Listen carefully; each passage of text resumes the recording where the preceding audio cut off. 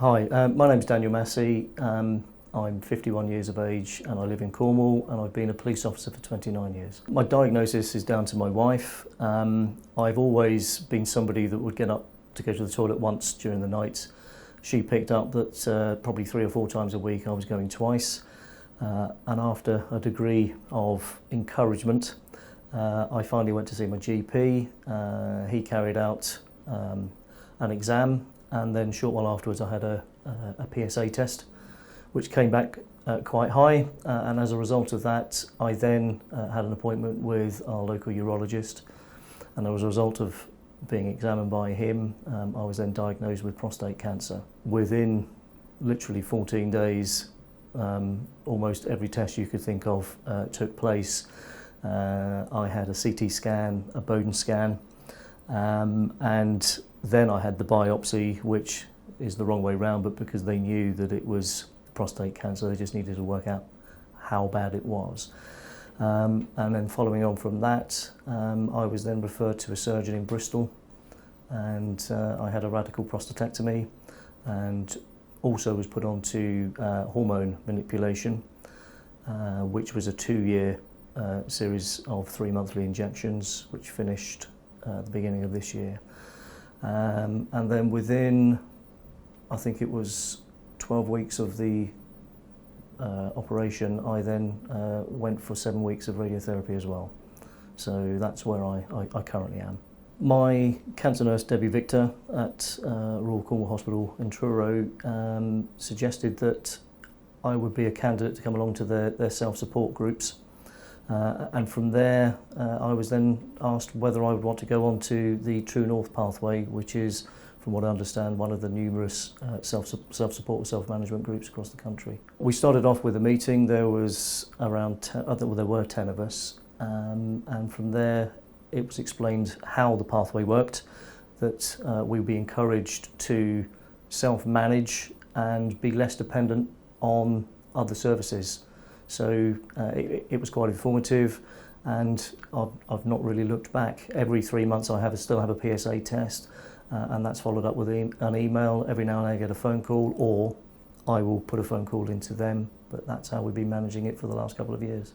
I normally get my blood tests first thing in the morning at my local surgery. Normally by 6 o'clock that day I can log in online and get my results.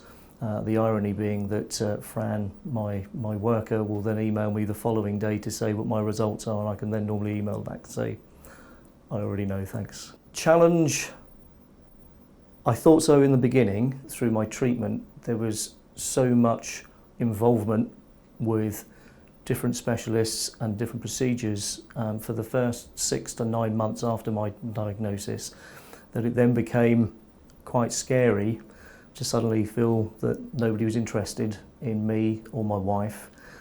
However, you then come to the point that it's not a challenge if you understand the reasons behind it, which is it's to get back to living normally. And effectively, other than a blood test and an email once every 3 months, that really is the only interference in my life at this time. So I would say spend that time in explaining the process, and also that there will be feelings of isolation, but should you have those feelings of isolations, this is what you can do, either an email or a quick phone call. Reassurance, really.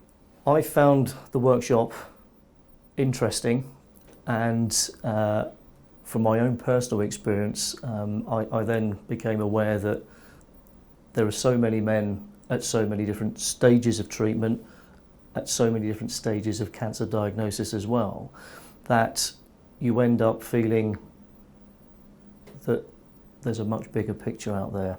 And for me, that was the first point in understanding this original isolation, that I felt that this is a really good way to be able to help people manage themselves. It then reduces the burden on the National Health Service and other associated charities as well.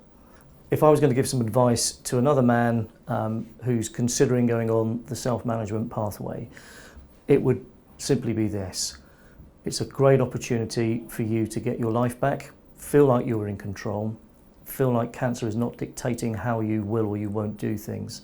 It also gives your family the opportunity to step away from the merry-go-round. That treatment and intervention can sometimes put you on.